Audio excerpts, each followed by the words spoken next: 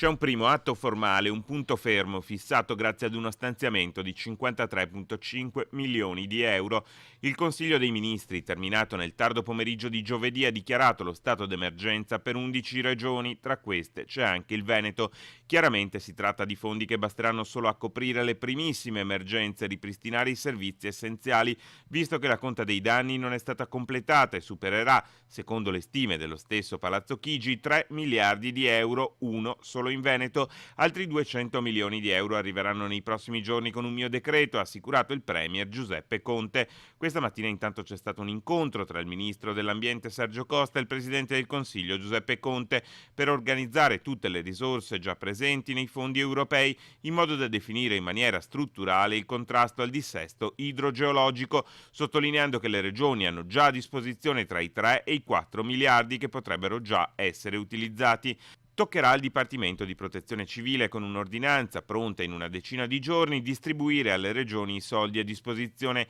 in base all'elenco degli interventi che le stesse amministrazioni locali indicheranno, ma i 53,5 milioni di euro serviranno solo per l'assistenza alla popolazione, la messa in sicurezza e il ripristino dei servizi essenziali, dunque nessun intervento strutturale né di ristoro dei danni.